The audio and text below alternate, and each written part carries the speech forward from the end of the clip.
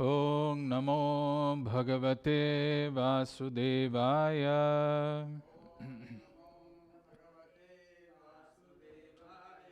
Om Namo Bhagavate Vasudevaya.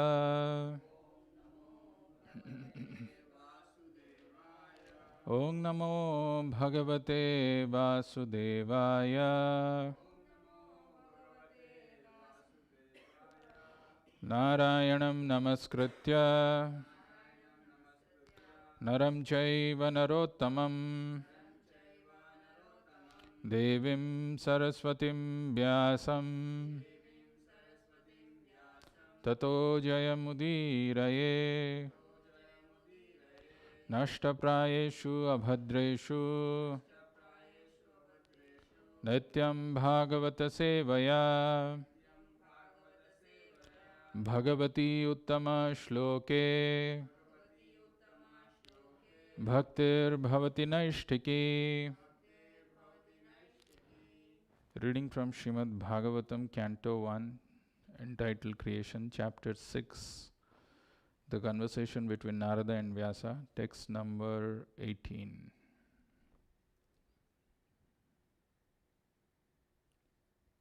Can you see my screen? Rupam Bhagavataha Yat Tat Rupam Bhagavato Yattan Manaha Kantam Suchapaham Manah Kantam Suchapaham Apasyan Sahasa Uttasthe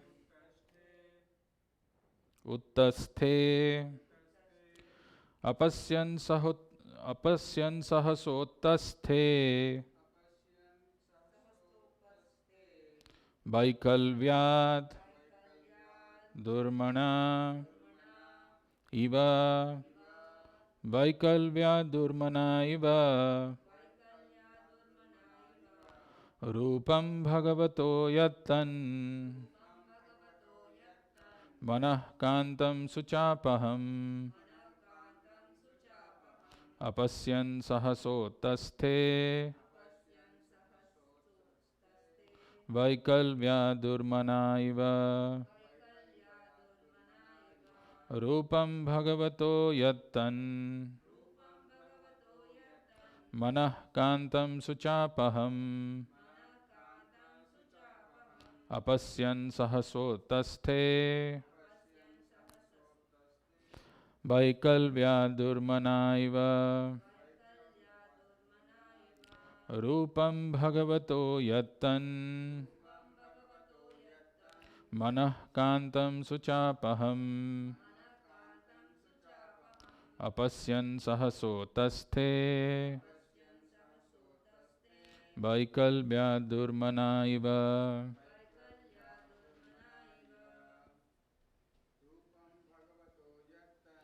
Rupam Bhagavato Yattan Manah Kantam Suchapaham Apasyan Sahasopasthe Vaikalvya Durmana Iva Rupam Bhagavato Yattan Manah Kantam Suchapaham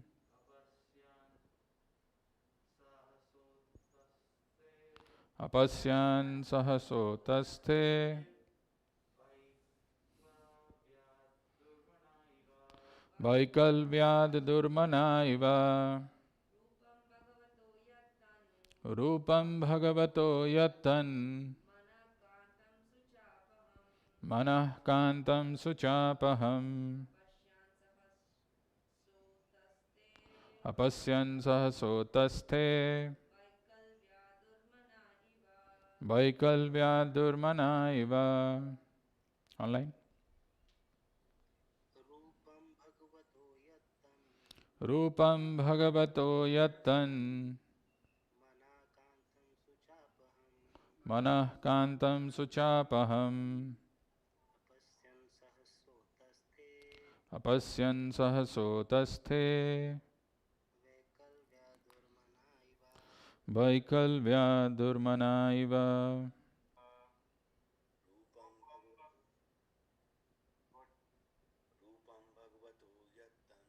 Rupam bhagavato yattan. Manah kantam suchapaham. Apasyan sahasotasthe. Vaikalvya durmana iva. Rupam bhagavato yattan. Manah kantam suchapaham. Apasyan sahasotasthe. Vaikalvyad durmana iva.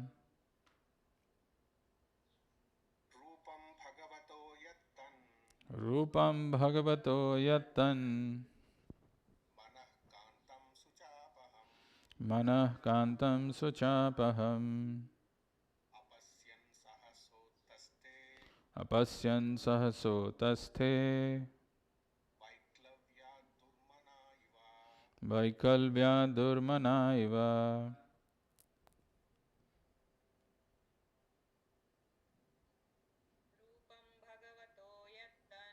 Rupam bhagavato yattan. Manah kantam suchapaham. Apasyan sahasotasthe. Vaiklavya durmana iva. Rupam bhagavato yattan. Manah kantam suchapaham. Apasyan sahasotasthe. Vaikalvya durmana iva. Synonyms: Rupam, form, Bhagavataha, of the personality of Godhead, Yad, as it is, Tat, that, Manaha, of the mind, Kantam, as it desires, Sucha apaham, vanishing all disparity, Apasyan, without seeing, Sahasa, all of a sudden, Uttasthe, got up, Vaikalvyad, being perturbed, Vaiklavyad, being perturbed, Durmanaha, having lost the desirable, Iva, as it were. Translation and purport by His Divine Grace A.C. Bhaktivedanta Swami Srila Prabhupada. The transcendental form of the Lord as it is satisfies the mind's desire and at once erases all mental incongruities. Upon losing that form, I suddenly got up, being perturbed, as is usual when one loses that which is desirable. Translation with repetition. The transcendental form of the Lord as it is satisfies the mind's desire and at once erases all mental incongruities. Upon losing that form, I suddenly got up, being perturbed, as is usual when one loses that which is desirable. Purport by Srila Prabhupada. That the Lord is not formless is experienced by Narada Muni, but his form is completely different from all forms of our material experience. For the whole duration of our life, we go on seeing different forms in the material world, but none of them is just apt to satisfy the mind, nor can any one of them vanish all perturbance of the mind. These are the special features of the transcendental form of the Lord. And one who has once seen that form is not satisfied with anything else. No form in the material world can any longer satisfy the seer. That the Lord is formless or impersonal means that he has nothing like a material form and is not like any material personality. As spiritual beings having eternal relations with, with that transcendental form of the Lord, we are life after life searching after that form of the Lord. And we are not satisfied by any other form of material appeasement. Narada Muni got a glimpse of this, but having not seen it again, he became perturbed and stood up all of a sudden to search it out. What we desire life after life was obtained by Narada Muni, and losing sight of him again was certainly a great shock for him. Thus ends the wonderful transcendental Bhaktivedanta purport. Om Ajnanatimmirandhasya Jnananjana Chakshurunmilitam Yena Tasmai Shri Gurave Namaha. Namo Vishnu Padaya Krishna Prishtaya Bhutale Srimate Bhakti Vedanta Swaminiti Namine. Namaste Saraswate Deve Gauravani Pracharine Nirvishesha Sunyavadi Paschatya Deshatarine. Jai Shri Krishna Chaitanya Prabhu Nityananda Shri Advaita Gadadhara Srivasadi Gaura Bhakta Vrinda. Hare Krishna Krishna Krishna Hare Hare, Hare Rama Rama Rama Hare Hare.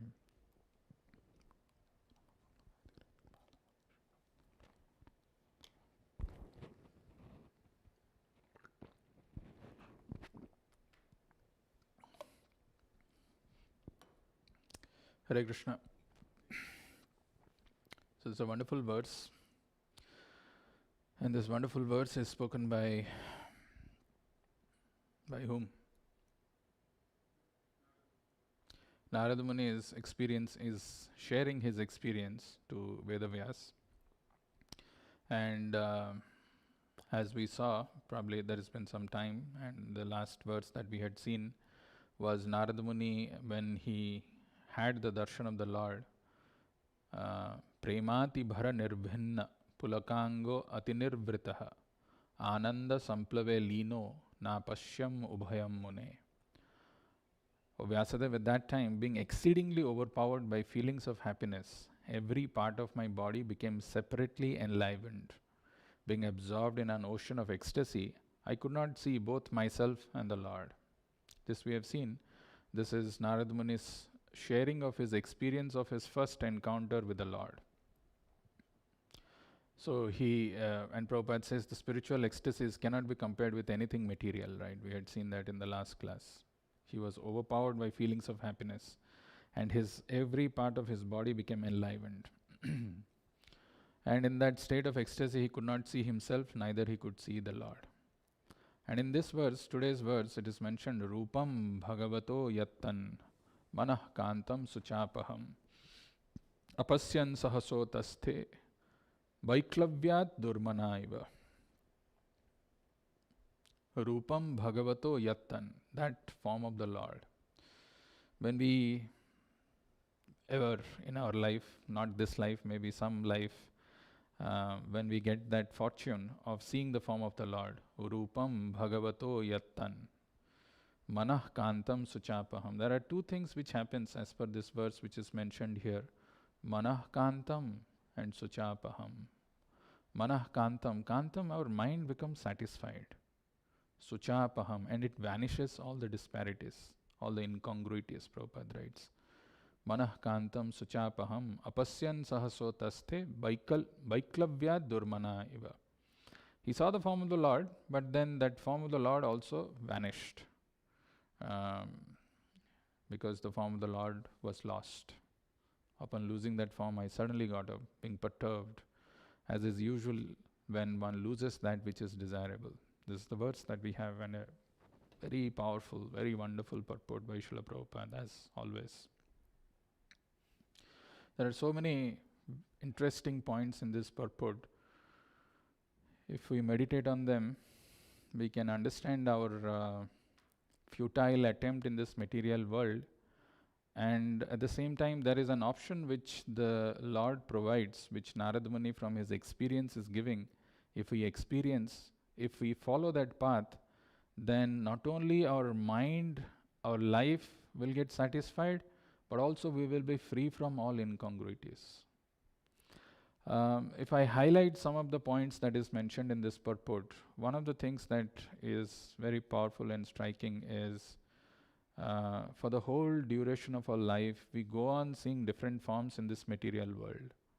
But none of them is just apt to satisfy the mind, nor can any one of them vanish all perturbance of the mind. See, this is so important statement which Prabhupada makes. And it talks about the futile attempt of each one of us, where we are trying very hard for the whole duration of our life to see different forms. Forms are always attractive, right? The different kinds of forms that one sees. Sometimes we like some material form or the other, and our mind gets attracted to that. And then we attempt to possess that, occupy that, and in that attempt to possess or occupy that form, actually we realize that it only perturbs the mind, it only disturbs the mind, and it cannot satisfy the mind. This is what is the story of all the materialistic people in the world, right? Not just for one moment or some part of their life, whole duration of life, people go on chasing different forms. They captivate our mind, they captivate our attention. But as it is mentioned in this, they cannot satisfy the mind, nor can any one of them vanish all the perturbance of the mind. If you remember last class when we were talking about the pastimes of Ramayana, pastimes from Ramayana in the Sundarakanda, I was talking about when Hanuman got the fortune of reaching at Lanka, and when he was searching for Mother Sita, first he saw Mandodari sleeping in the palaces of Ravana. And the first sight of Mandodari for Hanuman, who is a pure devotee of the Lord, it kind of excited him. Okay, I found.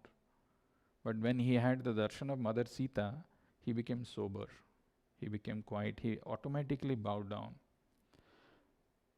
So what to talk about Hanuman? I mean, if Hanuman also, sees a material form, it excites. What to talk about us, right? We are just mundane, conditioned living entities in this material world. When we see forms, especially forms of opposite sex, it agitates and disturbs our mind. But there is a hankering which generates that I must possess it. But we don't realize that it can never satisfy us, and it only perturbs our mind.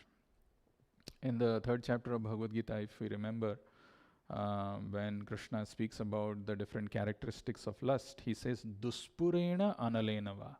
Duspurena, it can never be satisfied. Our desires are so intense and so unlimited that they flow like a gushing river. So many desires. People think that when they age, they become old, these desires will cease. But it is not true. Maybe our body or mind may become inactive, but our desires never cease.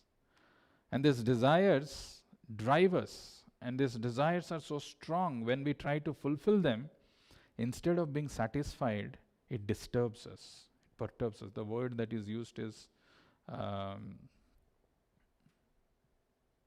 Vaiklavyat. Of course, it says Sucha Apaham. Sucha is actually all those disparities, disturbances which comes. But then Prabhupada goes on to talk about the first and the most important thing which many people miss out, that there is a form of the Lord. That the Lord is not formless, is experienced by Narada Muni. Narada Muni personally experienced this. There is a form of the Lord. There is a wide spectrum of transcendentalists or so-called practitioner of spirituality who believe that the Lord is formless. Right? The Lord is not formless, is experienced by Narada Muni, but his form is completely different from all material forms, from all forms of material experience. Let us understand this. What is the transcendental form of the Lord and how it is different from the different all forms of our material experience. Prabhupada says that, explains that actually. He says that there are the special features of the transcendental form of the Lord, and one who has once seen that form is not satisfied with anything else. No form in the material world can any longer satisfy the seer. That the Lord is formless or impersonal means that he has nothing like a material form and is not like any material personality. This is a very important thing. The Lord doesn't have form means he's a formless, nirvikara. When those people say, what it means is he has nothing like a material form. He doesn't have a body like that of us, made up of this flesh, blood, and bones and things like that. In fact, in our eyes also, we can't see all the forms. We can see some forms. There are forms that we can see. If it is too big, it is beyond the perception of our eyes. If it is too small, we can't see it. Our own eyelids, we can't see them. We have limitation in seeing the different material forms itself. And what to talk about the transcendental form of the Lord? It cannot be just like that seen. It requires a particular vision. It requires a training and a mercy to see the form of the Lord. You know, so beautifully the Lord manifests in his transcendental form as deities. And we have the golden opportunity to see the beautiful form of the deities and experience the transcendental bliss. But unless we know, we have heard the glories about the Lord or the form of the Lord, even if we are standing before the Lord, it will appear as a material statue. It will appear as made up of stone, wood, or anything of that sort. So it requires spiritual vision. That is why one of the words which the scriptures use is called Shrutekshitaha. Shrutekshita means you have to see, but you have to see through the vision of hearing. When you hear from the injunctions of the scriptures, then the transcendental form of the Lord manifests in front of us, which is different from the material form, which people either say this is formless or the Lord doesn't have, he's like any one of us, and there is no attraction. What happened was when Narada Muni is seeing this, manah kantam suchapaham, his mind became satisfied. That can completely satisfy our heart. That satisfaction we are eternally hankering. We are incomplete. We are feeling that incompleteness because we don't have the association of the complete Lord. The Lord who's complete in his Sat Chit and Ananda, the moment we associate, because we are his part, moment we associate with him, we feel the completeness. But because of this lack of spiritual knowledge and vision, and because of the lack of completeness, we are looking for happiness in all this material world in different forms. And those material forms agitates our mind, disturbs our mind, and it can never satisfy us. Manah kantam suchapaham. But whereas when we have the transcendental form of the Lord, it makes us completely satisfied. Long back when I was doing my MBA, I was not able to recollect this term, but there is a very nice term that they use in the management terminology. The term is called post-purchase dissonance, PPD. Post-purchase dissonance. In this material world, we buy a lot of things based on the advertisement that we see, based on the promises that the product is going to offer us so many things. And when we buy that particular thing based on those advertisements and the information that we have gathered, sometimes when we get the product, we see that this is not satisfying. This is not exactly what I wanted. And when I have that product, my interest of possessing that product diminishes, reduces. This is called post-purchase dissonance. So it's not just outside world. Even I've seen in our devotee community, they buy and they return, right? Because what they bought is not really what they were looking for, and they return it to buy something else. Material world, anything that you buy, anything that you want to possess, we know this law from the economy, which says the law of diminishing marginal return. right? So the return in that is very less, and it reduces further and further. That is why we keep looking for newer and newer things. Maybe in this way, maybe in that way, maybe in this thing. Maybe I have tried this, maybe I have not tried that. Maybe let me try this. If I try that, maybe I'll be happy. But maybe not. But whether you buy it or whether you indulge it in the same product again and again, the point is post-purchase dissonance. There is a dissatisfaction, and the dissatisfaction only grows, it increases. But whereas when we have the vision of the Lord, when we see the Lord, the transcendental, most attractive form of the Lord, it satisfies our mind completely. It frees us from all the disturbances. I want to share a few verses from Bhagavatam, especially now that Narada Muni is describing this form of the Lord when he had this darshan of the Lord. Later on in Bhagavatam, when he meets Dhruva Maharaj, he actually says, what was that form of the Lord? It is mentioned in the Bhagavatam, if you see 4th canto, it's in the...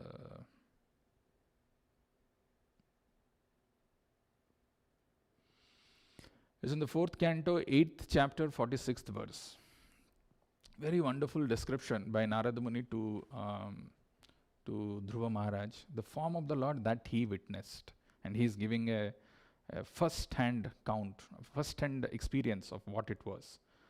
Tarunam Ramaniyangam Arunoshtheksha Anadharam Pranatashrayanam Nirmanam Saranyam Karunaranavam.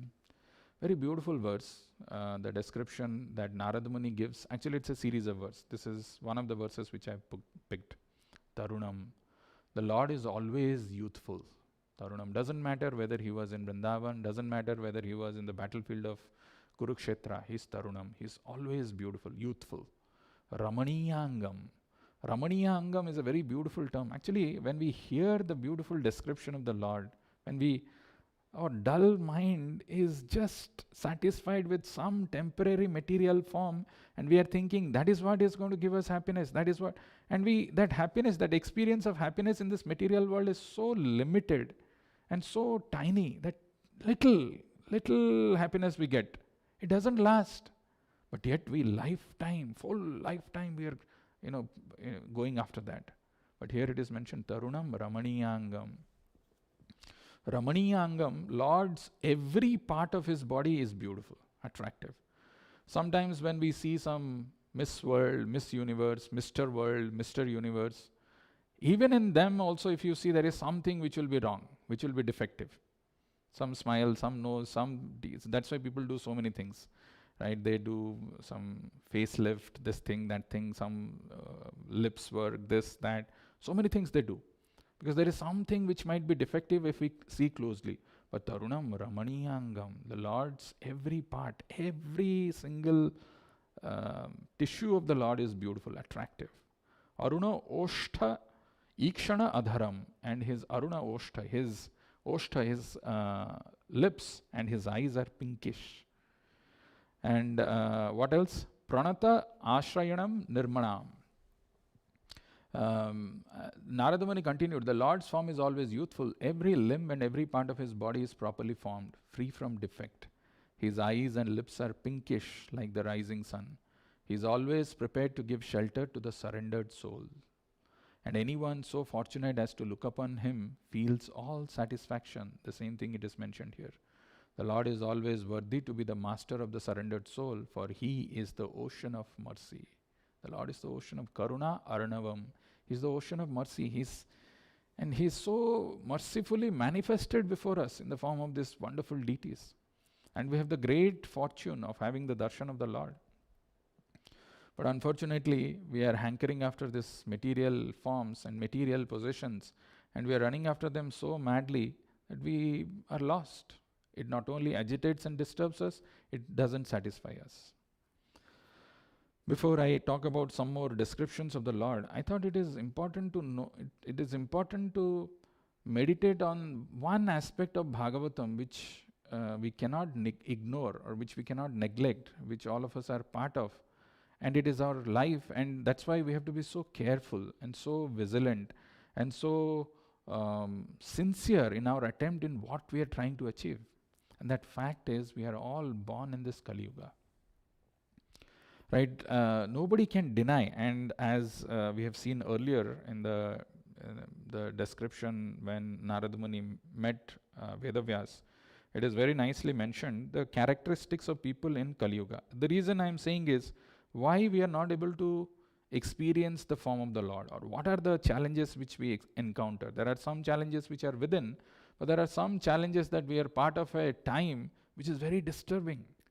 And if you remember earlier in the first canto, 4th chapter, there were two verses, 17th and 18th verses, where Vedavyas, he was dissatisfied, but he could also see that Kali Yuga is coming.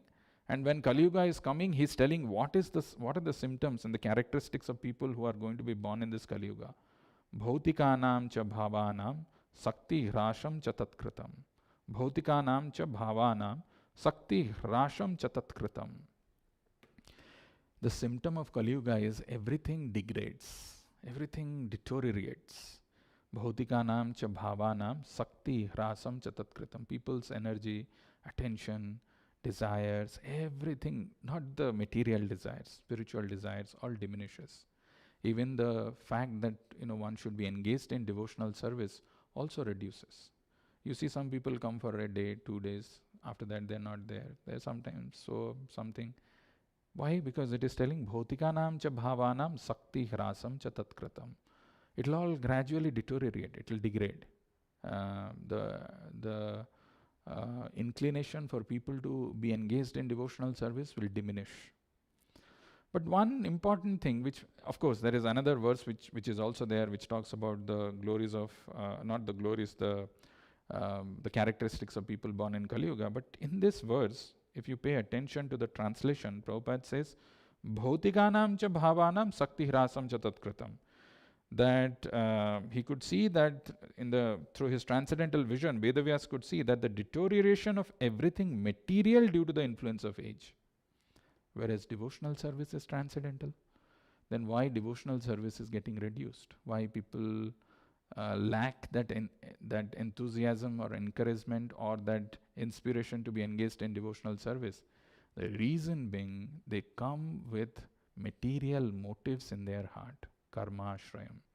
They come with some goals, with some material desires, and when those material desires are fulfilled, Krishna allows them to fulfill and throws them in the Kali Yuga. So that's why if you see the definition of bhakti is ahetuki apratihata. It is ahetuki. There is no cause. I have not come here for a cause. Okay, क्या करें Sunday चलो सुन लेते हैं. ऐसे बाकी time तो हमारा चलता रहेगा material life. आज सुन लेंगे. Or some people show up during some festival. Okay, abhi festival hai, let's do some service. Ram Navami, we do festival. The services are not meant for only festival. Actually, the festivals are meant to enthuse us more to develop that intense love for the Lord, so that we are always engaged in devotional service. Ahetuki apratihata. But our motives are something else. We are looking for some name, fame or something. Okay, now let's do some service on Ram Navami, then we forget, then we wait for another festival. Imagine if you are loving someone, your wife, and you only love her on her birthday, on the anniversary, and her mother's birthday and her father's birthday. 5-6 days you count in a year. I love you. Rest of the days we will just live, in like this. This is what it becomes. If we understand the position of the Lord, we understand His compassion and we understand His relationship, His, the eternal relationship that we have, we cannot get attached to anything else. We cannot get diverted to this. But unfortunately, we are born in this Kali Yuga, where everything is degrading, right? Bhautikanam what is that verse? Bhautikanam cha bhavanam sakti hrasam cha tatkritam. Everything that is material will diminish. Very interestingly, if you see another verse which is there in the beginning of first canto, first chapter, 10th verse, where the sages are saying the people who are going to be born in this Kali Yuga, their symptoms. The first thing they say is the symptom of those people who are going to be born in this Kali Yuga is their lifespan will be less. What is that verse? Prayana alpa ayusa sabhya kalo asmin yuge janaha Manda sumandamatayoho manda bhagyahi upadrata. Very important verse, very interesting verse. Prayana alpa ayusha sabhya kalau asmin yuge jana. Alpa ayusha. The lifespan of people will be less. Not that, there'll be so many dreaded diseases like we are experiencing COVID or whatever it is. Because of that, the lifespan will reduce. Not because of that. Actually, Prabhupada says it is because of the wrong habits that people have. There is no proper habits. There's wrong lifestyles which will ensure that the lifespan of people reduces. If you read the purport, very interesting purport, Prabhupada points out 4 things which actually affect why the people's lifespan reduces. 4 things. The first thing that Prabhupada says in the purport is overeating. Right? First thing is overeating. People think that the diseases come because there is starvation, famine, or something like that. Prabhupada says it's because of overeating. More than what is required if we eat, that becomes the cause of our less lifespan. It reduces it saps the life energy, and that is something which needs to be controlled. At the beginning, if we see, even in Prabhupada's movement, he used to encourage devotees to eat prasadam till the brink. But then after that, he also many a times he is told to control this, eating habits. Overeating is the first thing. The second thing that is mentioned is over sense gratification. Over sense gratification, engaging in sense gratification overtly. Sometimes people think that they've been doing devotional service and now they should take a break. I should have some break. Enough I have done. Means that is not devotional service. Devotional service cannot be checked.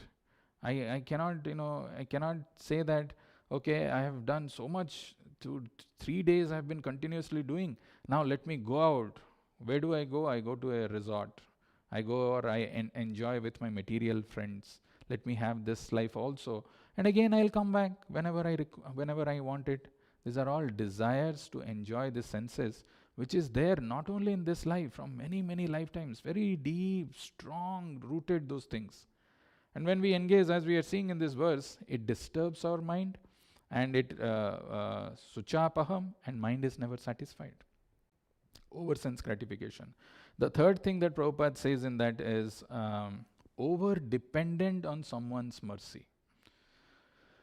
Overeating, over sense gratification, and over dependent on someone's mercy. Somebody should always be there to take care of me. Somebody should give me only food, then only I'll eat. If they are not there, what to do? My life. So this reduces the lifespan of a person. And the fourth one, Prabhupada says, is artificial standards of living. When we have created some artificial standards of living, I have to, my family members have come, I have to take care of them, I have to have a big house, I have to have a nice big bungalow, or I have to have some big car, then only I'll show off, or I can. These are all artificial standards. We don't need any of those things. Can you wear 2 pants at the same time? Do you wear any time? Just because I am rich, I have got so much of. But we keep on adding. We keep on adding more pants, more trousers, more these things, more dresses, more. But actually our needs are very, very limited. But we have created an artificial standard of living. All those things actually sap the vital energy of life. So that is the first thing. Prayana alpayusa sabhya kalau asmin yuge jana manda sumandamatayoho manda bhagyahi upadrata. Second thing Prabhupada says is that the people in this Kali Yuga are always quarrelsome. Always quarrelsome. For small things they start quarreling. You may stay with one person for few days, few months, few years. After that you start seeing the faults and it leads to quarrel. And when this happens, what it does is, the vital energy is going in that, and your attraction or attention for spiritual things diminishes because you are busy fighting or patching up. Same thing happens in our life also when if we are not careful about relationships, they also diminish. Sakti Hrasham. Same happens with our relationship with the spiritual master. If we are not following his instructions, for naam ke vaste, I have just a spiritual master, I don't care, I've probably gotten an initiation, that's all, what else is required, I'll come sometimes, I'll show up. Actually, I should be so fired up from within that now I have been accepted by this wonderful spiritual master who's a pure devotee of the Lord. My life, I should see in what all way I can engage in devotional service. But if I'm not serious about following his instructions, that relationship also doesn't last. It becomes weakened, it becomes slackened. And then one is, vulnerable to be exposed to this material onslaught of material energies, and gets carried away. Then the next thing which that verse talks about is manda. People are lazy. They give so many reasons, so many justifications for not coming and not being engaged in devotional service. So many things. I have got this problem, I have got that problem, I have some relatives at home, I have my children are not interested. All kinds of excuses that your excuses are your own, created by your own mind, your own justifications, which you are allowing to follow, saying that this is important, I can't come and engage in. That's what Prabhupada says. People are not lazy about their material aspirations or material activities, but they're lazy about spiritual things. They come up with all kinds of excuses. They think they're very smart by giving those excuses, but they're actually cheating themselves, being cheated in that kind of a thing, and they're, just missing the opportunity. Manda Sumanda Matayo, Manda Bhagya. The third one is we're very unfortunate. How unfortunate. Actually, that verse says everybody in Kali Yuga is unfortunate. You may say, everybody kaise? Some people are fortunate. No, some people are. Yesterday also we were seeing the birth of so many different living entities in this world, and they are not even conscious that they've been born in some family. But human beings are conscious, they're cognizant, and out of them there are many civilized people. They are more fortunate. That's what the verse was telling. But in this verse, it is mentioned, if anybody who has taken birth in Kali Yuga, any person, he is unfortunate. Give you an example. There's a very nice story. Once Lord Shiva and Parvati, they were there in Kailash, and Parvati said, "My Lord, I'm not able to understand why people in Kali Yuga are so unfortunate." So Lord Shiva said, "I'll give you a demonstration. Rather than explaining, let me give you a demonstration." So he came down. They both came down. He was in disguise of a Brahmana. At that time, there was a Brahmana, a poor Brahmana, another Brahmana who was there, and he didn't have food to eat. So his wife persuaded him, "Why don't you go and beg?" So he goes out to beg, and he was sitting in one place, and yes, Bhiksham Dehi, whatever he was telling in his language. Lord Shiva went there, and he gave him a big watermelon. And in that watermelon, there was a very valuable precious jewelry which was kept, and he gave it to him because he was saying, "I have not eaten, and give me something, some food and all." So Lord Shiva gave that, and this Brahmana was very happy. He took that watermelon and went home. So his wife said, "Where did you get it? Where did you get? You didn't have money. How did you manage to get this?" "No, there was a nice Brahmana who gifted this to me." So seeing the size of the watermelon, the wife thought, "This is such a big watermelon. Instead of eating it, let us sell it. If we sell it, then we will get some money, and with that money we will enjoy." See, this is what. So Brahmana also thought, "See, my wife is so smart, so intelligent. Let me sell it." They sold it for small, some 10, 20 rupees, 30 rupees, whatever it is. This is what is our fortune. This is what is our situation.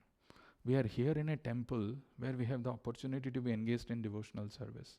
But people come here with different motive, different intention. They get into some politics, and after that they go away. What a wonderful thing. There is jewelry, there is everything there in this. But if our intention is not clear, if we come with some hidden motive, some agenda, I'll bring my people, I'll have some, and when I'm busy with all seeing somebody's faults, this thing, then we'll miss out that jewelry. This is what unfortunate is. Manda Sumanda Matayo, Manda Bhagyahi Upadrata. And finally, we are always disturbed. Always disturbed. In our life, the material energy, the way it works, always keeps us agitated, always disturbed in our family, in our job, in our personal life, our mind. Always so much of disturbance is going on. How can somebody focus on the Lord? That is why even if we are standing before the Lord, having the darshan of the Lord, the transcendental form of the Lord doesn't manifest. Forget about, human beings seeing the form of the Lord. I had, this is a very beautiful verse in Bhagavatam, which is mentioned. When even animals see the form of the Lord, what happens to them? Right? This verse is there in Srimad Bhagavatam, 10th canto. This is a conversation which is happening between two gopis. Okay, and they are saying, A gopi is telling to another gopi, Dhanyasma mudhagatayopi harinya eta ya nanda nandanamupata vichitra vesham akarnya venuranitam saha krishna sara pujam dadhur virachitam pranaya balokai. This verse says, I mean, we should have some verses. We should know something about the Lord, some descriptions properly, not some whimsical somewhere from here I saw in Mahabharata. Some people say I saw in Ramayana. No. Proper authorized sources. When we hear, when we understand a little about the beauty of the Lord, as this verse is telling, Dhanyasma mudhagatayopi harinya eta Ya Nanda Nandanamupata Vichitra Vesham Dhanya, glorious. Dhanyasma Mudhagatayo. Some time back we had that verse Jadadhiya, right? Mind which is like, the intelligence is like animalistic. Animalistic consciousness, you can't appreciate the finer things. Only same material sense gratification, this way, that way, getting frustrated, beating of the material nature, slaps. Still you are not learning the lesson. And again going into that. But here it is mentioned, Dhanyasma Mudhagatayo. Mudhagati, even if an animal like a deer, what is the intelligence of a deer? Not very high, right? Dhanya, but the gopis are telling, Dhanyasma Mudhagatayo pi harinya eta ya nanda nandanamupata vichitra vesham. When the deer is seeing the Lord in that yellow garments, vichitra vesham, that wonderfully dressed Lord, he's getting attracted. She is getting attracted. Ya nanda nandanamupata vichitra vesham. Even if it is mudhamati, it's animalistic consciousness. The deer is very fickle. It doesn't stay in one place for a long time. But that fickle jadadhiya mudhagati, that deer is also getting attracted to the form of the Lord. And then actually the gopis are saying they are even more glorious than us, because the deer can bring its husband also. And what happens? Akarnya venuranitam saha krishna sara. When the deer is hearing the beautiful sound of Krishna's flute, when it falls in its ears, Akarnya venuranitam saha krishna sara pujam dadhur virachitam pranaya balokai. The moment it hears, first of all, he is attracted to the form of the Lord. He is able to get his husband also. And then the sound falls in the ears of deer. Then it decides to be engaged in devotional service. Pujam dadhur virachitam pranaya balokai. How does a deer engage in devotional service to the Lord? By his glance. Pranaya balokai. He is looking at the Lord with so much of devotion. My God, I mean, oh Lord, I'm such a fallen soul, conditioned soul, accepted this body as a deer, as an animal, or maybe a human being, but I have not developed that finer tissues, finer senses, animalistic consciousness.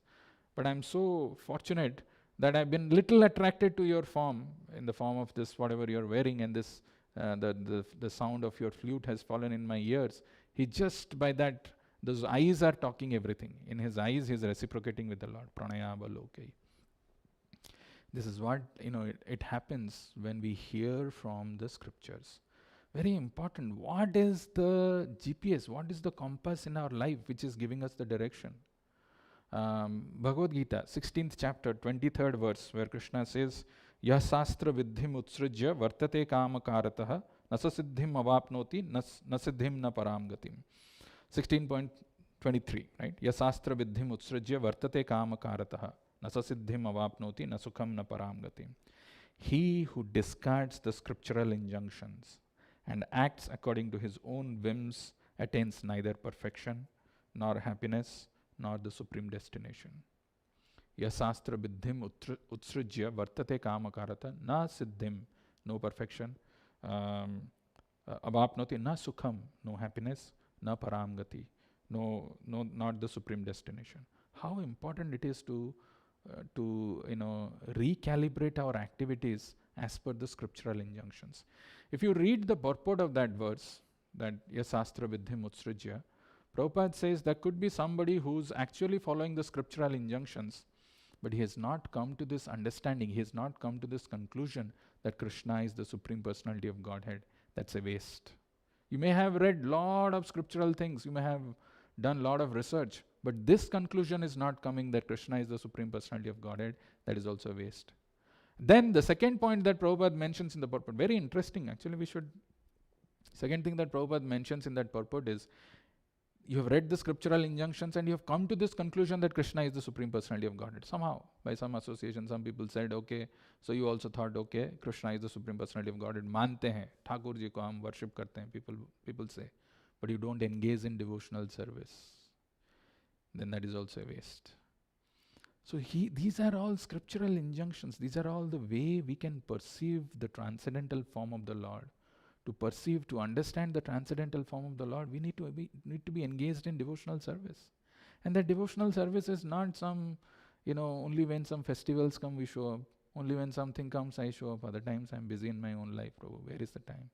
Because we are all products of this Kali Yuga. These are all things which happens. This affect us. Before I conclude, there are many interesting points in that purport, but I wanted to share one more thing which is given in this conversation between Kapila Muni and Devahuti about the form of the Lord. Beautiful description. These things we should remember. We should find out this verse and we should meditate on them. We should know what happens. This is a verse which is Kapila Muni is telling to Mother Devahuti. Hasam harer avanata khila loka tivra sokashru sagara vishoshanam ati udaram sammohanaya rachitam nijamaya yasya bhrumandalam munikrite makaradhvajasya. If you just stand before the form of the Lord, the beautiful deity form of the Lord, and look at his smile, Hasam harer avanata khilaloka tivra, and bow down. Don't think about taking a photo or something, 2 minutes, 1 second ho gaya, mujhe bhagna hai. This is not how you have darshan of the Lord. To the heart's content. Hasam harer avanata khilaloka tivra sokasru sagara vishoshanam ati udaram. The verse is so beautiful. Just two things about the Lord it is mentioned in this verse. Hasam harer, Hasam, the smile of the Lord, when we see Avanata akhila loka tivra sokasru sagara vishoshanam. The smile of the Lord can dry the ocean of grief. Sokasru sagara vishoshanam. We are actually immersed in that sokasru sagara vishoshanam. In that ocean which is of lamentation, grief, so many things, so many challenges, which has drowned us. Why it has drowned us? Why this soka is coming? Where it is coming? Because we have incessant desires. The desires are just to enjoy this material world. It is just flowing with huge force. You can't check that. And that sagara, and we have created a sagara, and then we are coming, oh Lord, what to do now? I have come. Vishoshanam, the Lord can dry up even that ocean of lamentation. Hasam harer avanata khilaloka tivra sokasru sagara vishoshanam ati udaram. Because the Lord is extremely merciful, very compassionate. Ati udaram. Sammohanaya rachitam nijamaya yasya bhrumandalam munikrite makaradhvajasya. Bhrumandalam, the eyebrows of the Lord. If we meditate on the eyebrows of the Lord, bhrumandalam munikrite makaradhvajasya. This attraction for opposite sex, which is the most difficult to give up, which is maddening, that also goes away. Sammohanaya rachitam nijamaya yasya bhrumandalam munikrite makaradhvajasya. A yogi should similarly meditate on the most benevolent smile of Lord Sri Hari, a smile which for all those who bow to him dries away the ocean of tears caused by intense grief. The yogi should also meditate on the Lord's arched eyebrows, which are manifested by his internal potency in order to charm the sex god for the good of the sages. To meditate on these things. I want to talk about one verse, and then we will see one last point from the purport and end today's session. This is again a verse which is spoken by Rupa Goswami, and beautiful verse. Actually, when Prabhupada started this international movement, one of the first things that he had instructed his disciples to draw a painting based on this verse, and this verse was written and it was hanged, in 26 Second Avenue. Beautiful verse. This is again another, a Sakhi is telling to another Sakhi. Smeram bhangi traya parichitam sachivistirna drishtim vamsi nyasta dharakishalayam ujvalam chandrakena govindakhyam haritanum itah kesi tirthopakanthe Ma prekshistha stavayadi sakhe bandhu sange asti rangaha smeran bhangi trayaparichitam sachivistirna drashtim. This is a Sakhi telling to another one, very interesting thing. She's telling that, in a very sarcastic way, in a very, in a way that is, you have to understand the mood very interestingly. Smeram bhangi traya parichitam sachivistirna drashtim. The Lord, there is a boy, Govindakhyam, his name is Govinda, Krishna, who's standing in that Kesi Tirthopakanthe, in that in the Kesi Vat, in the Kesi Vat, in the banks of Yamuna, he is standing. And how is he standing? Smeram is smiling. And how? He's smiling, and what is he doing? Bhangi Traya Parichitam, and he's bent at three different parts, in the neck, waist, and the knees. So he's bent in that three forms, and he's standing there, and the gopi is advising the other gopi, don't go there.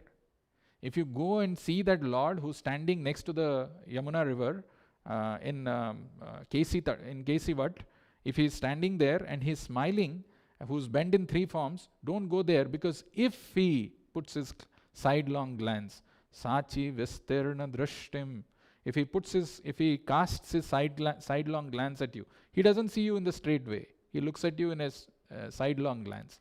If that sidelong glance falls on you, Vamsi Nyastadhara Kishalayam Ujjvalam Chandra Kena, and he's also having that flute in his hand. He's playing that flute, and his effulgent, very bright, that Lord, if you get a darshan of him, then remember, O Sakhi, all the attraction that you have for material things, your family, your relatives, everything will go away. So don't go. Govindakhyam Haritanum itah Kesi Tirthopakante ma prekshithas tava yadi sakhe bandhu sange stirangaha.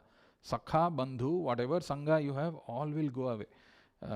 My dear friend, if you are indeed attached to your worldly friends, then do not look at the smiling face of Lord Govinda as he stands on the bank of Yamuna at Kesi Ghat. Casting sidelong glances, he places his flute to his lips, which seem like newly blossomed twigs. His transcendental body, bending in three places, appears very bright in the moonlight. Imagine if such beautiful form of the Lord we have darshan, how can it be we are still attached or attracted to this material beauty and material world? That means we have never had the proper darshan of the Lord. If we have this beautiful form of the Lord always in our mind, what is that? There is a line that comes in Damodarashtakam where he says that form of the Lord should be there in my mind. Manasyabhirashtam Alakshalabhe. That form of the Lord should be deep. We should have deep absorption of that form in our mind. When we have, then these material things will go away. To conclude, the last point that Prabhupada is mentioning in the purport is, as spiritual beings having eternal relations with that transcendental form of the Lord, we are life after life searching after that form of the Lord, and we are not satisfied by any other form of material appeasement. If you read the Krishna book beginning, which is the introduction, which is written by George Harrison, he says everybody is searching for Krishna, every one of us. Some know, some do not know. Some who do not know, they are going after the external manifestation of his energy, external energy. That is keeping them enamored, that is keeping them trapped, because they have no idea about the eternal relationship that they have. Na jayate na mriyate va kadachin. Actually, soul doesn't have to accept any body. There is no birth and death for the eternal soul. Eternal soul is transcendentally, eternally part of the eternal Lord in the eternal abode. It is supposed to remain. But because of our desire to enjoy this external form of the Lord, we are accepting body after body. We are accepting different births. As spiritual beings having eternal relations with that transcendental form of the Lord, we are life after life searching after that form of the Lord, and we are not satisfied by any other form of material appeasement. No, nothing in this material world can satisfy. Narada Muni got a glimpse of this, but having not seen it again, he became perturbed. Imagine you, Rajnikant, somebody gives you $1 billion check. You're seated here. And then in the midst of so many things, you've come here and you're having some conversation and all. By the time you realize that check is somehow missing, $1 billion check, what will be your position? You'll be very disturbed. And first of all, it's such a big money. Something like that. I'm just giving a material comparison. So Narada Muni got the glimpse of the Lord, and it is mentioned that glimpse of the Lord was so powerful, so pure. It just completely transformed Narada Muni. And all of a sudden the Lord vanished. Narada Muni got a glimpse of this, but having not seen it again, he became perturbed. And he became just perturbed and stood up all of a sudden to search it out. What we desire life after life was obtained by Narada Muni. And losing sight of him again was certainly a great shock for him.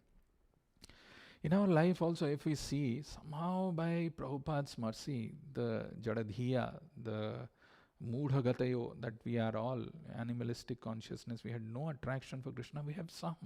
We've developed little attraction.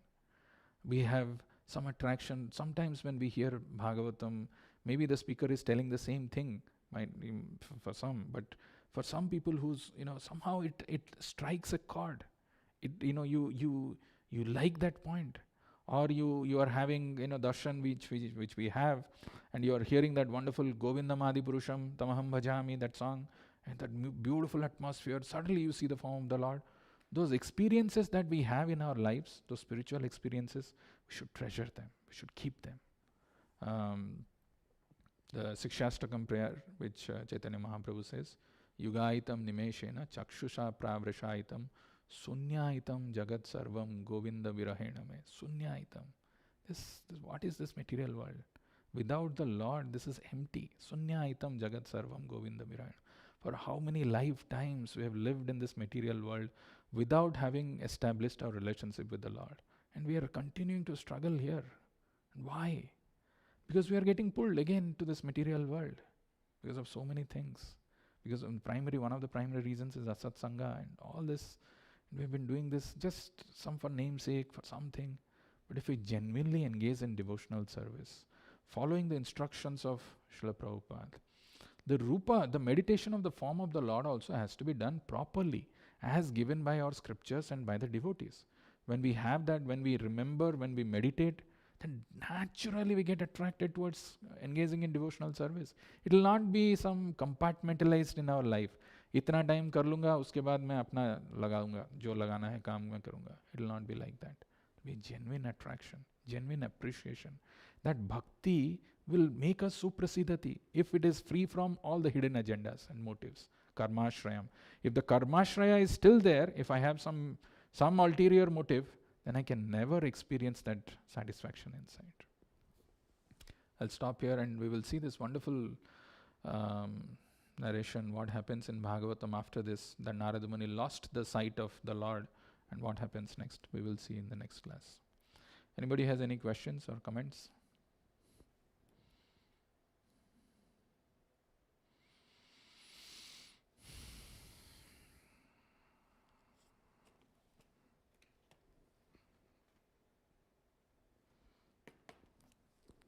Any question?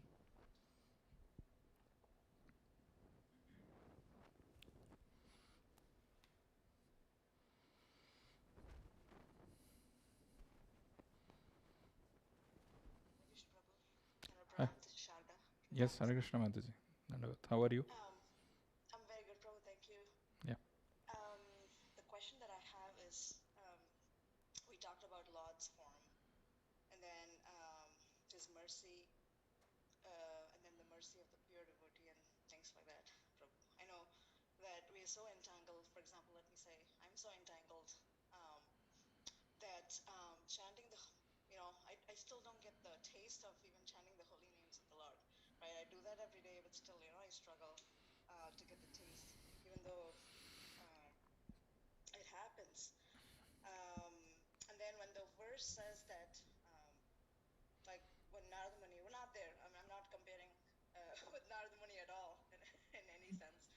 But I'm just saying, for the sake of asking a question and then understanding for myself, that when Narada Muni says that when he had a glimpse of the Lord's form, Lord's beautiful form, And then he says that, it happens that all the mental incongruities are gone as soon as you see the Lord. Even if you have, like, for example, if it's not Nagmani, let's say somebody else who's still practicing or who's not practicing, who's still a beginner, things like that. If the Lord's form and then Lord's bhakti and everything, if it dispels one's mental incongruity at once, why is that we're not having the taste yet, even though we practice for so long? I mean, it's so powerful, right? His form, the contact with the pure devotee or contact with the devotees of Lord Krishna. When it's so pure, we're not pure, that's fine. But then why is that taste not happening? Even though it goes for long, even though the practice happens for a long time. Good But question. I suffer to understand. The next point. Yeah. You see, that kind of doubt sometimes comes in our mind. Why is it that it is not bringing that transformation, or the taste is not coming? The reason being, actually, we are not doing the devotional activity the way we are supposed to. We are touching it. And let me illustrate those few things that I have in mind. First thing is, if you see, you mentioned about even japa, right? When we are doing the japa, we're not getting that kind of ecstasy or anything of that sort. We're not developing that kind of an transcendental emotion for the Lord. The reason being, if you have been following Madhupandit Prabhu's this wonderful soulful japa, there is one slide which comes. There is a purpose, there is a desire, and there is an intention behind doing the japa. Why am I doing this japa? Is it just because somebody has asked me to do the japa? Or is it, what is the motive? What drives me to do the japa? Or I somehow have to finish the japa. Some people they're not able to even finish the japa despite being initiated, right? Despite having taken this vow of doing the 16 rounds every day, they find it difficult. Why we are not able to do? Because we don't have a complete clarity about the purpose and the desire and the intention behind japa. The three things Prabhupada say, Madhupandit Prabhu explains that actually purpose of doing the japa is to understand, to feel that completeness with the Sachidananda Lord. The Lord, out of His causeless mercy, manifests in the form of this sound incarnation. And when I associate with the Supreme Lord, the purpose behind doing that is, so when I associate, I'll tell that what is that association. Prabhu explains that, elaborates that. But when I associate with that Supreme Lord who's manifesting in the sound form, I can actually get that completeness in life. That is the purpose behind doing the japa. The desire is to please the Lord who's manifesting out of His causeless mercy in that very sound that I'm producing. His desire is to please, and the pleasing it can be done by hearing the sound that I'm producing. The Saktyavesa Nama, the Lord has manifested His energy in that, and the Lord, that it is manifesting in the form of the sound that I'm producing. My job is to hear. The desire is to please the Lord. The desire is not for anything. I need to please the Lord. That's what Jivera Swarupa Nitya Krishna Das, I'm meant to serve the Lord. And this is an opportunity. So the way I can do it is by having, hearing that very sound which is being produced. That is how the Lord will be pleased. Purpose, desire, and intention. Intention is to lock that attention. Lock that attention and not go here and there. Actually, I'm telling you, if we do this, what happens is, over a period of time, we develop some kind of familiarity and the mind goes somewhere. We do some japa, which is auto japa, which, kind of brings that monotony or boredom. Still, it is beneficial because we are chanting the names of the Lord. But we will not experience. The process is elongated because we are not doing it properly. We are not doing it as given by our scriptures. We expect things to happen quickly. At the same time, we lack in our applications. We don't see the fundamental things, what we should do right. It is not about, people say, practice makes a man perfect, but it is not true. I say is the right practices. When you do the right practices, it will make you perfect. Perfect practice makes one perfect. If you are doing something wrongly, over and over, how will you become perfect? You cannot be. So that's why we need to understand the process well. We also need to guard ourselves, our consciousness, from asatsanga. One of the biggest, I would say, detrimental thing in our life is when we open our heart with materialistic people. or we feel obliged to talk to them, or we feel obliged to share. It's like, when you are flying a kite, and sometimes if you have done this, just randomly this thought came, you allow the kite to be little loose. You're not having the grip, and the kite is anyway flying, it's in the sky, but you allow it. ठीक है ना, 4 दिन किया, एक दिन छोड़ देता हूँ, क्या जाता है? I'll go and associate with some people. That little deal, right? Little you give that, you allow it to be a little laxed. That is when our consciousness gets. It's very easy to get contaminated, very very easy, but very difficult to stay focused. Very difficult to stay sober and follow this process. It can only happen if we have strong sense of dedication and determination to follow the instructions of our spiritual master. It's a process will work. If we just follow the instructions of spiritual master, you can gradually experience those things in your life. But that gradual thing can reduce, the time of that can reduce if we follow it properly. If we follow it rightful way, if we follow it the most appropriate way, you can never get disturbed. It's impossible. But when we have some other ulterior motives, we do it as a formality, we do it as this thing, we want to show, I don't know what, all kinds of things, then it is difficult. I don't know if it makes sense, Mataji. Yes, bro. Yeah, definitely helps. Oftentimes, or like in our day-to-day life as well, we have so much distractions going on. Work, Okay. family, so on and so forth. Even if you do a little allocation of time on a daily basis into doing devotional service, some service to the Lord, to the Lord's devotees. The quality of your time, quality of your devotional service, quality of time that you are giving to the Lord should be of topmost. It should be of utmost quality. When you are there in front of the Lord, when you are reading the instructions of the Lord, when you are hearing the class, it should not be done as a formality. It should not be, you should be present by your mind, body, everything. You should be 100% there. When we are singing the song, Samsara Davanala, my mind should be absorbed in that. When I am doing a devotional service, I should remember that this is I am doing for the Lord. That absorption, that is what is the key. The distractions in life will not go away. The challenges in life will not reduce or diminish.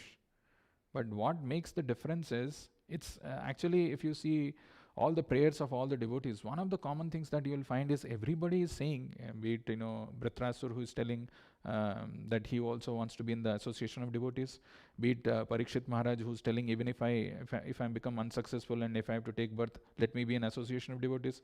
Why do they want that? Why they are asking for this thing?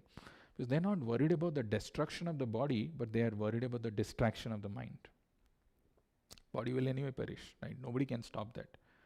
But if our consciousness, if we get distracted to so many things, it's not like, Lord will create a situation for us where everything is going fine, your all situations are perfect, and then you come, I'm a devotee now, I'll chant 16 rounds and I'll perfect myself and go. It doesn't happen. We are going to be tested in every single day, in every single moment of our life. But what protects us is if we are careful and we are there in association of devotees and are not getting distracted.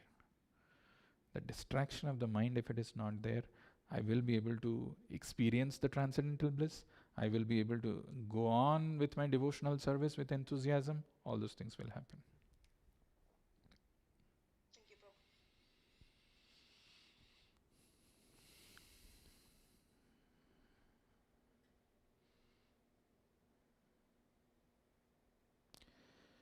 No other question, we will stop here and see this wonderful things being told by Narada Muni in the subsequent classes. Thank you for joining. Granthra Srimad Bhagavatam ki jai, Jagat Guru Srila Prabhupada ki jai, Nitai Gaur Premanande. Hare Krishna.